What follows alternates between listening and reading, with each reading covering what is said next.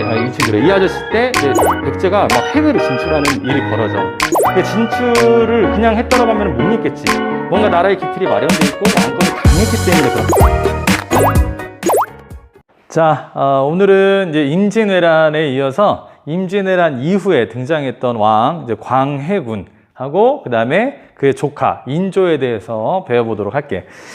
임진왜란 때의 왕은 이제 선조였고 그의 이제 정실 부인이 아니라 후궁. 그러니까 후궁에서 난 아이면 왕이 될 가능성이 되게 떨어져. 근데 이 광해군 같은 거 이제 광해군 같은 경우가 그런 경우거든. 그래서 광해군 같은 경우는 자기 아빠, 그러니까 자기 엄마가 공빈 김씨라고 해서 후궁이야. 심지어 후궁에서도 첫째 아들도 아니야. 첫째 아들은 임해군이라고 해서 광해군보다 형이 한 명 있었고, 둘째 아들에 속해 광해군 같은 경우는. 그래서 본명은 이혼이야. 이혼. 이름이 좀 이상하지. 아무튼 이제 광해 같은 경우는 임진왜란 때 활약을 엄청나게 했던 사람이지. 이제 북인의 이제 의병들하고 같이 또 이제 일본 애들을 이제 몰아냈는데 혁혁한 공을 세운 이제 훌륭한 이제 왕이야. 근데 이 아저씨가 어쨌든 우여곡절 끝에 이제 왕이 돼. 사실은 왕이 되는 데 있어서 조금 이렇게 아킬레스건이라고 해야 되나? 그런 것도 많단 말이야. 나중에 이제 계비라고 해서 왕비인데 다음에 이제 결혼했던 이제 광해군 아빠 선조가 계비라고 해서 또 결혼을 해. 누구하고? 임목 왕후라고 해서 그 사이에서 난 아이들이 영창대군이라고 있었어. 이제 걔가 사실은 정실 부인이기 때문에 이제 얘보다 한참 어린 애지. 광해군 같은 경우. 광해군보다. 근데 걔가 이제 왕이 돼야 되는데 이제 선조가 갑자기 이제 죽는 바람에 임진왜란 끝나고 한 8년인가 9년 후에 죽거든. 그래서 이제 광해군이 이제 겨우겨우 이제 왕이 된 케이스니까 뭐 되게 어려웠던 시절을 많이 보낸 왕이라고 볼 수 있어. 왕이 되기 전까지. 그래서 이제 광해군 같은 경우는 이제 광해군을 지지했던 사람들이 북인이야, 북인. 북인 같은 경우는 이제 동인이지. 동인에서 갈라져 나온 거잖아. 쓰고 다시 지울 건데 한번 보자. 맨 처음에 동인하고 이제 서인하고 나눠볼 수 있잖아. 얘네들은 다 사림이라 그랬어. 사림. 사림 이제 동인 같은 경우가 또 나뉘어. 북인하고 이제 남인으로 나뉜다. 라고 이제 볼 수 있어. 이제 그 붕당 정치 때 잠깐 살펴봤잖아. 근데 이 북인이야, 북인. 남인 같은 경우는 제자들이 이황이라고 볼 수 있고, 여기 같은 경우는 이제 조식 또는 서경덕 뭐 이런 애들이라고 볼 수 있어. 이걸 왜 해주냐면 여기 뒤에서 이게 나중에 문제가 돼. 문제가 돼가지고 그래. 이제 북인 같은 경우는 사실 이제 뿌리가 이제 학파적으로 좀 다양한 사람들이 이렇게 묶여져 있어. 약간 현실론자들이야, 현실론자. 얘네들은 되게 명분론을 취하는 애들이거든. 그러니까 의리 이런 걸 더 중요시했는데 얘네들은 좀 현실. 야, 일단 잘 먹고 잘 사는 게 더 중요한 거지 않겠냐? 라고 이제 얘기했던 애들이다 보니까 그런 생각을 가진 다양한 사람들. 그러니까 잘 먹고 잘 사는데 도움이 될 수 있는 사람들은 다 포용해 주는 거야. 좋은 거라고 볼 수 있지만 조선시대는 그걸 패도 정치라고 해가지고 이렇게 좋게 안 봤어. 이때는 왕도 정치. 그러니까 굉장히 민심을 얻는 데 있어서 내가 바른 생활을 해서 민심을 얻어야지 얘네들을 잘 살게 하기 위해서 조금 도덕적이지 않아도 된다? 이걸 패도라고 할 수 있거든. 얘네들은 그걸 추구한 거야. 근데 조선시대는 성리학 국가잖아. 유교라고, 유교. 나도 어렸을 때 집안이 이제 유교 집안이어가지고 이제 그런 걸 굉장히 이제 엄격하게 이제 배우고 그랬었어. 할아버지 앞에서는 무릎 꿇고 이제 할아버지한테 얘기 듣고 그랬단 말이야. 예의 바름 이런 것들. 자, 어쨌든 넘어갈게. 자, 광해군 같은 경우는 이제 임진왜란이 끝나고 왕이 된 케이스다 보니까 완전 국가가 이제 영토가 초토화된 걸 거 아니야. 사람도 많이 죽었지만 땅도 황폐해졌단 말이야. 6.25 전쟁도 마찬가지야. 1950년에 6.25 전쟁이 일어나고 전 세계가 우리나라가 이걸 회복하는 데 있어서 100년 이상 걸린다라고 봤단 말이야. 근데 이제 한강의 기적이라고 해서 몇십 년 만에 완전 회복을 해버렸잖아.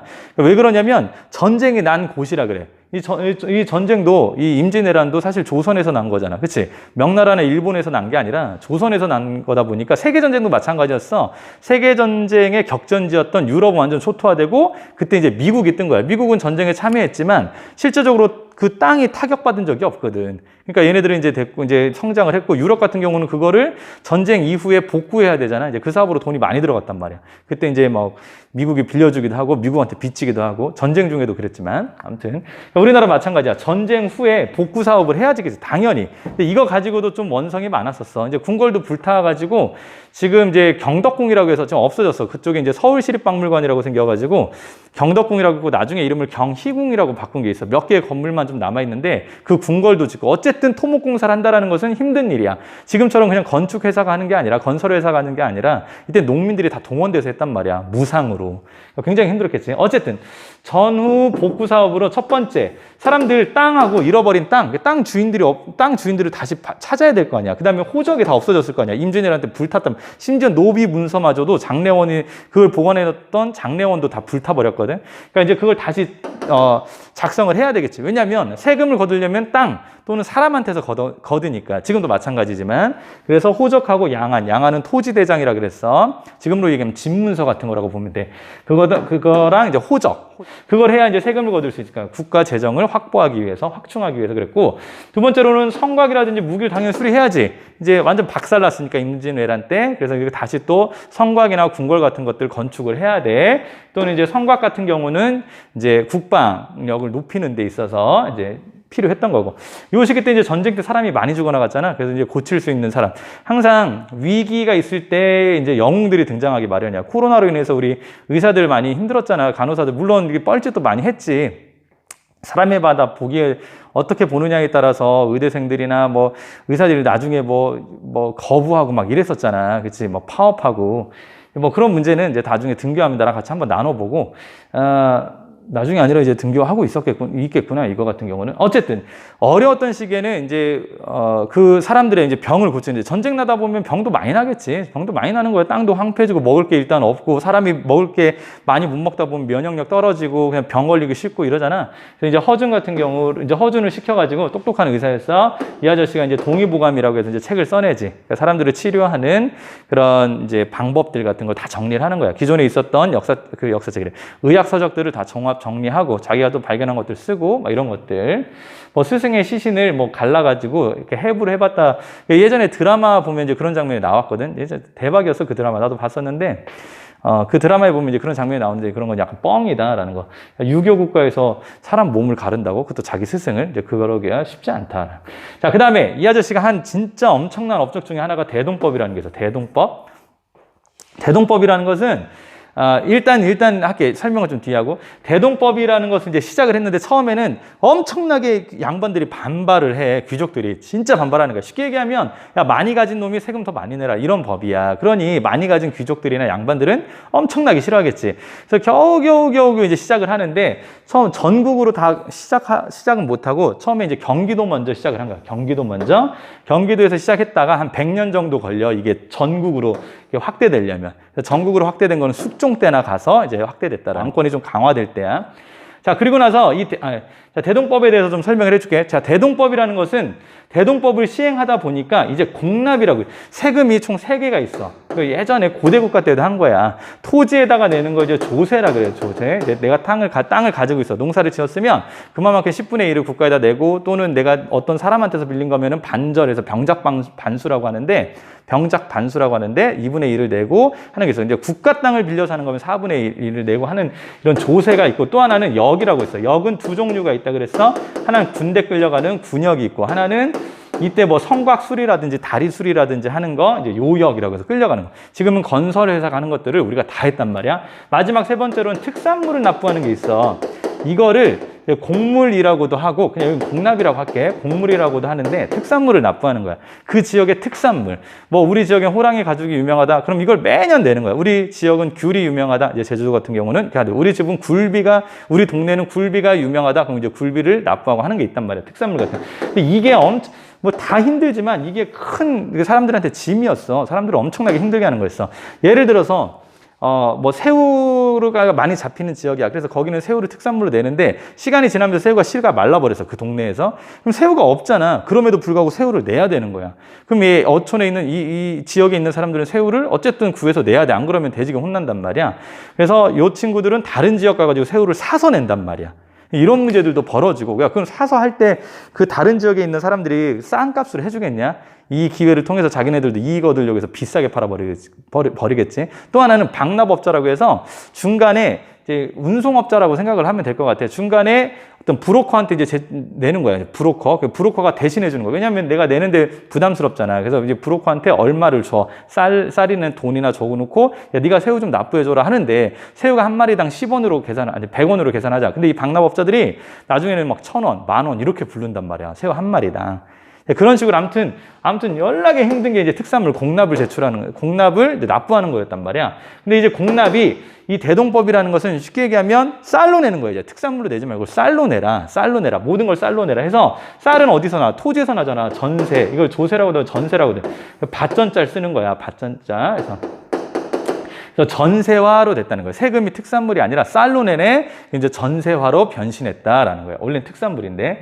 보자. 이 대동법 같은 경우는 원래 특산물은 가후, 각 집마다 내는 거야. 재산을 가지고 있는 게 아니라 특산물 같은 경우 내 재산이 뭐 100이면 뭐 10만 내고 또는 뭐 열인 사람은 하나만 내고 이게 아니라 집마다 그냥 배당해 주는 거야. 얼마나 힘들겠어. 근데 이거를 앞으로는 토지 결수. 야, 네가 토지를 이제 집마다 내는 게 아니라 집마다 내긴 하지. 근데 집마다 내가 가지고 있는 토지를 기준으로 내는 거야. 이제 쌀로 내는 거니까. 특산물이 아니라 쌀로 내는 거니까 내가 토지를 요만큼 가지고 있고 그림으로 보면 작겠네. 이만큼 가진 애가 있어. 그러면 이 토지 결수에 따라서 1결당 12두만 내면 되는 거야. 근데 얘는 만약에 10결이야, 이 땅이. 얘는 1결이야.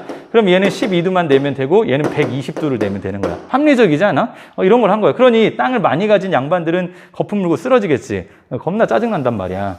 그래서 엄청나게 반대를 했겠지. 또 하나, 특산물로 내지 말고 앞으로 뭘로 내라? 쌀로 내라. 그러니까 돈으로 내라. 이런 거야. 일단 돈의 가치를 돈의 가치로 쳐줬던 게 면포 또는 이제 삼배, 동전 등등등 있었어. 근데 이 중에서 쌀이야, 쌀. 대부분은 쌀이다라는 거.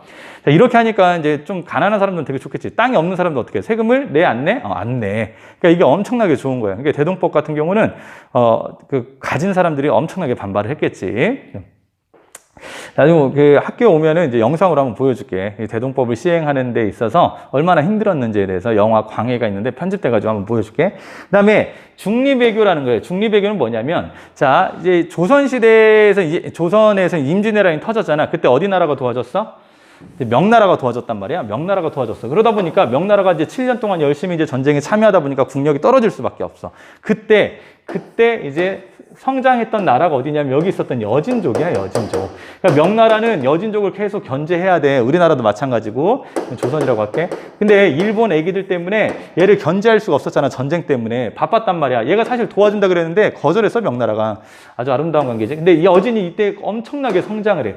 누르하치라는, 이빨이 누런애인데 누르하치라는 애가 뻥이야. 이빨이 누렇진 않아. 누르하치라는 애가 이걸 통일해버려. 건주여진이라는 애인데 아무튼 건주여진 부족이 누르하치네가 아무튼 여기 다 통일했단 말이야. 그러니까 여진족이 엄청나게 세. 그리고 나라 이름도 후금으로 바꿔. 여진 애들이. 이건 민족 이름이고 나라 이름이야. 금나라 예전에 있었잖아. 고려 때 이자겸이 사대했잖아. 금나라한테. 이제 그 금이야.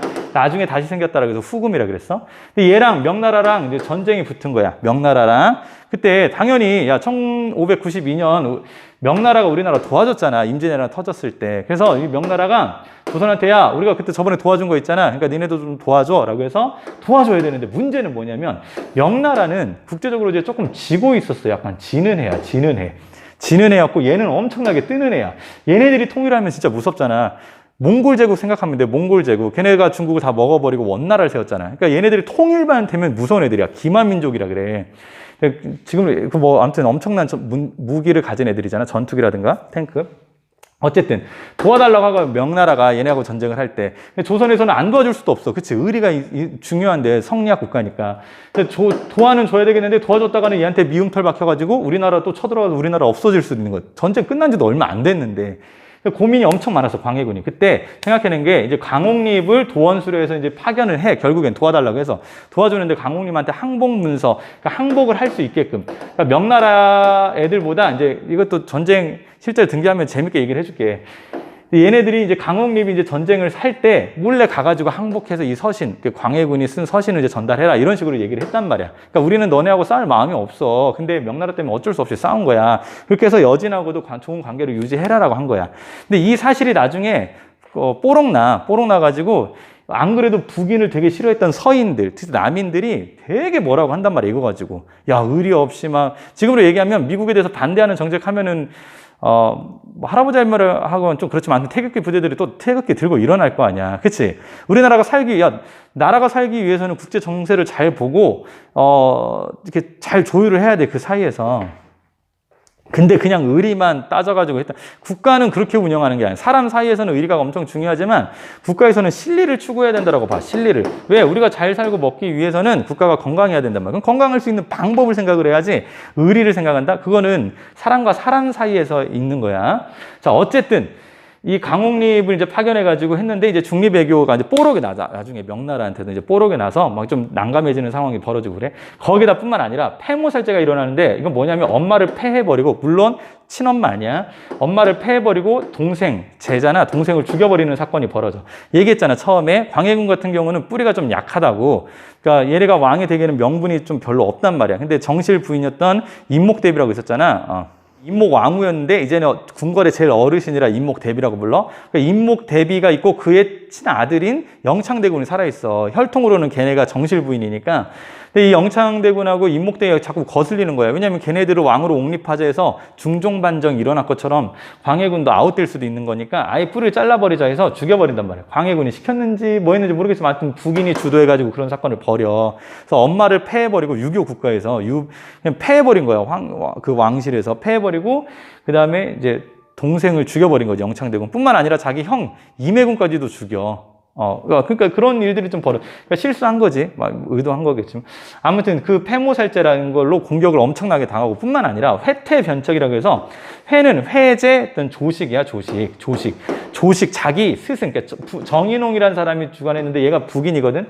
그러니까 자기 스승을 되게 높이는 거야. 제사를 지낼 때 되게 높이고, 회제 이연적이라고 하고, 그 다음에 퇴계 이황이야. 그러니까 이연적하고 그 이황을 이제 제사를 지낼 때 얘네들을 좀 아웃시키고, 그 다음에 정인홍 같은 경우가 자기 스승인 조식을 더 높여야 된다. 이렇게 얘기한 거야. 그러다 보니 이황하고 이연적의 제자들이 난리 났겠지. 그치? 대부분 근데 이황 선생님이나 이연적 선생님을 다 존경했단 말이야, 당시에는. 근데 그거를, 제사 지내는 데서 빼버리고, 자기 스승인, 이제 북인의 스승인 조식을 이제 어디 제사 지내는 데다 이름을 넣어버린 거야. 그러니까 이제 문제가 엄청 불거진 거야. 이런 문제. 중립외교, 폐모살제, 회퇴변척. 대동법으로 원래 양반들 사이에서도 싫어했지만 광해군을. 이거를 명분 삼아. 특히 이런 거 있지.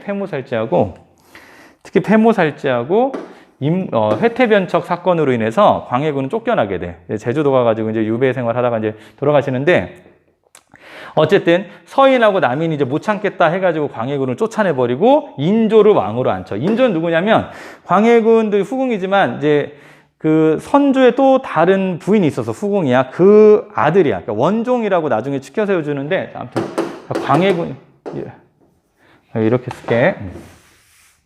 여기 있으면 선조가 있고 뭐 이제 블라블라 이제 부인이 많아. 근데 이렇게 쓸게. 그냥 공빈 김씨 그냥 이렇게 공빈이라고. 여기에 이제 뭐 임해군도 있고 이제 광해군도 있는 거야. 근데 이제 아웃되겠지. 그다음에 또 다른 이제 또 이름을 몰라야 돼. 그냥 아무튼 임빈 김씨라는 사이에서 이제 원종, 얘는 왕이 되지 못했는데 이 아들을 이제 왕으로 앉히는 거야. 인조 능양군이라 그래.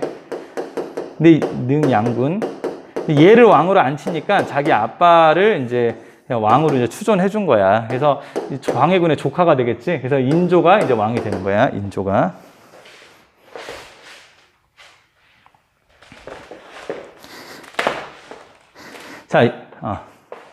자, 이제 이렇게 해서 이제 인조가 왕이 되는데, 자, 인조 같은 경우는 얘하고 다른 정책을 해야 되잖아. 그치? 그리고 서인하고 남인이 얘를 왕으로 앉혀준 거잖아. 얘네들은 중립외교를 되게 싫어했어. 명나라에 대한 의리를 저버리면 안 돼, 이 새끼야. 해가지고 되게 싫어했단 말이야. 그래서 얘는 다시 친하게 지내야 된다. 명나라. 되게 친하게 지내는 정책을 하는 거야. 명나라한테 친하게 지내고 금나라는 배척한다라는 거야. 자, 이러면 이제 누가 또 짜증나? 이제 금나라 후금이 짜증나겠지. 거기다가 또 하나 사건이 벌어지는데, 정묘호란이 일어나게 된 직접적인 계기는 이괄이라는 사람이 또 난을 일으켜. 얘 같은 사람은 인조반정을 일으켰던 사람 중에 한 명이야, 사실은. 근데 얘가 1등 공신에 책봉돼야 되는데, 야, 1등 공신하고 2등, 3등 공신하고는 차이가 엄청나. 근데 얘가 1등 공신에 책봉이 안 된 거야. 그러니까 짜증나가지고 난을 일으켜. 근데 어느 정도냐면 서울이 함락될 정도로, 그러니까 한양이 함락될 정도로, 난이 심각했어. 뭐 이제 평안남도 군대가 와가지고 이제 정복했지만, 그냥 진압을 했지만, 이괄의 난이 좀 컸고, 이 아저씨, 얘네가 이제 어디로 도망가냐면, 강홍립도 마찬가지야. 자기가 섬겼던 이제 왕 폐위 당했잖아. 그래서 얘도 이제 후금에서 살고 있어. 얘도 이제 후금으로 도망가가지고 얘기한 거야.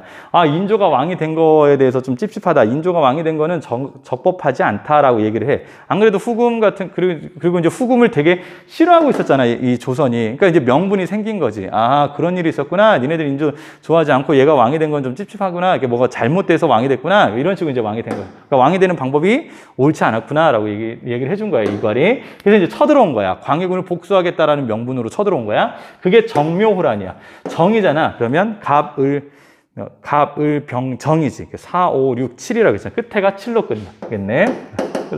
자, 정묘호란. 정묘년에 호가 하면은 오랑캐라 그랬어. 오랑캐. 왜 하면 일본을 얘기해. 그래서 오랑캐가 난을 일으켰다라고 해서 정묘호란이야. 후금이 쳐들어온 거야. 후금이. 이때 우리나라 이제 강화로 피신합니다. 몽골 때도 그랬지만 또 강화도로 피신을 해. 물론 얘네들도 이제 내려오다가 이제 보급로가 끊겨. 이제 그 누구지? 후금 같은 경우가 보급로가 끊겨가지고 이제 뭐 어쨌든 강화를 맺고 이제 퇴각을 하는 중에 이 정봉수, 이립, 김역이라는 사람이 또 완전 이제 가는 길에, 이제 퇴각하고 가는 길에 이 후금 애들을 겁나 괴롭혀. 그래서 엄청나게 많은 사람들을 죽이고 이런 일이 벌어지거든. 어쨌든, 우리나라는 얘네하고 이제 항복이 아니라 뭐 강화를 맺고 나서 이제 화해를 한 거지. 우리나라가 형제 관계를 맺게 돼. 당연히 형은 후금이고 아우는 우리나라가 되는 거야. 자, 형제 관계 맺었어. 이러고 있는데 시간이 좀 더 지나. 또 얼마 안 지나서 1636년에 또 무슨 일이 벌어지냐면 이 후금이 엄청나게 커져, 나라가. 엄청나게 커져서 나라 이름도 이제 청나라로 바뀌는 거야.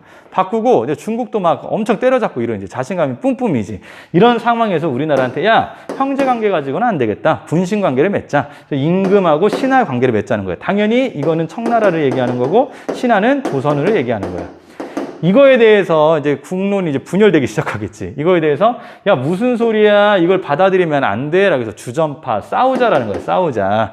아니다. 지금 얘네 봐서는 엄청나게 강하지 않냐. 중국도 이 명나라도 막 벌벌 기고 있고 명나라가 망하게 생겼는데 이 애들을 어떻게 우리가 싸워서 이기냐. 일단 후위를 도모하자라고 얘기하는 거야. 그게 주화파야. 주화파. 우리나라도 항상 이런 식으로 이제 싸우고 갈리는 거지. 여러분들은 뭐가 나오는지 한번 봐봐. 자, 주전파 같은 경우는 윤집하고 김상원 같은 사람이 있어. 이거 남한산성이라는 영화 보면 나오는 애야. 김상원 나오고, 그 다음에 그 김윤식 아저씨가 이거 하지. 그 다음에 이제 최명길, 그러니까 이병헌 아저씨가 이제 하는 거잖아. 둘이 이제 싸우는 거야. 싸우는 거죠. 주전파. 이게 명나라의 의리를 저버릴 수 없다. 그리고 지금 싸워서 우리가 강한 모습을 보여줘야 얘네들이 쉽게 제압할 수 없는 나라구나 라고 생각을 해가지고 청나라를 물리칠 수 있다는 얘기야. 반면에 얘네들은 주화파는 그냥 무조건 항복하자는 게 아니야. 일단은 이보 전진을 위해서 일보 후퇴하자. 이런 개념인 거야. 둘 다 성리학자들이니까. 근데 얘가 이겨. 주전파가 이겨가지고 결국 싸움하자라고 이제 판결이 난 거야. 싸움하자 했어. 이제 그래서 이제 얘가 청나라 홍타이지라고 해가지고 누르하치 아들이야. 9번째인가 8번째 아들이거든. 근데 걔가 아무튼 싸움을 엄청 잘하는 애야. 걔가 이제 쳐들어와. 한 병사 10만 명인가 데리고 몇만 명 데리고 아무튼 쳐들어와. 쳐들어와가지고 이제 벌어진 전쟁이 병자호란이야. 갑을 병 4, 5, 6 해서 끝에가 6으로 끝나네. 1636년 병자호란이 일어납니다. 이게 여기를 배경으로 만든 영화가 남한산성이야. 자, 이 병자호란은 강화도로 피신을 한 경험이 있잖아. 몽골 때도 그랬지만 정묘호란 때도. 근데 피신을 못해. 왜냐면 얘네가 너무 빨리 와가지고 생각보다 너무 빨리 내려온 거야. 그래서 이제 뭐 왕비라든지 그런 자녀들은 강화도로 피신했지만 물론 다 잡히고 왕은 못 가가지고 남한산성으로 오게 돼. 남한산성으로 들어왔는데 먹을 게 이제 군사가 한 10,000명이 넘게 들어왔단 말이야. 되게 조그만한 산성인데 한번 가봐. 되게 좋아.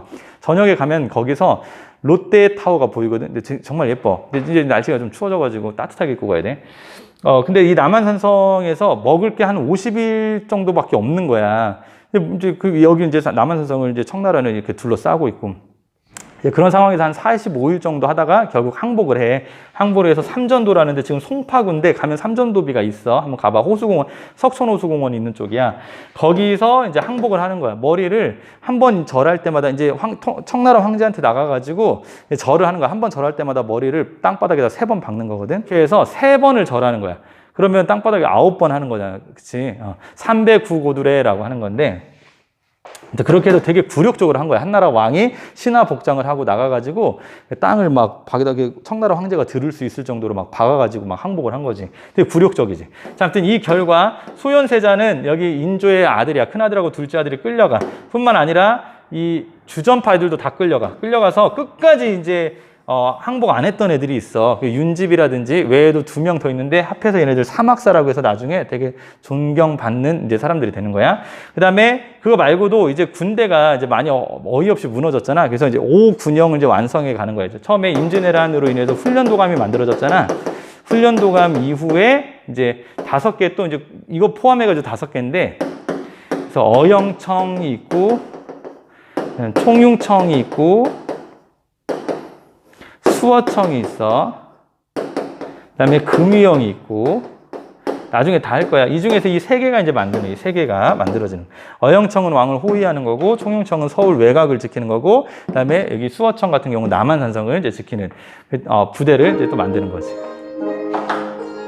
자, 이제 광해군하고 인조까지 살펴봤고, 이제 거의 이제 조선시대 정치사 하면은 중반 이후를 넘었다고 보면 돼. 그래서 이 이후에는 임진왜란 이후에 이제 붕당이 좀 엄청난 일을 벌여. 이제 붕당이라는 게 이제 벌어져서 이제 그 서인, 남인 막 둘이 이제 싸우는 것들이 이제 계속 진행이 될 거야. 그다음에 그 서인하고 남인하고 싸우다 보니까 왕이 이제 중간에 없는 거잖아. 그러니까 존재하지만 거의 존재감이 없는 거예요. 그래서 왕권을 다시 높이기 위해서 이제 탕평책이라는 걸 시행했던 이제 영조, 물론 숙종도 있지만 숙종, 뭐 영조, 정조를 이제 배울 거고. 그러다 보니까 이제 왕권이 강화는 됐지만 이제 왕도 혼자는 정치를 못하니까 자기 가족들하고 껴서 하겠지. 외척들하고. 그렇게 되면서 왕이 이제 정조가 갑자기 죽는 바람에 그 외척의 왕권만큼 외척도 힘이 세졌거든.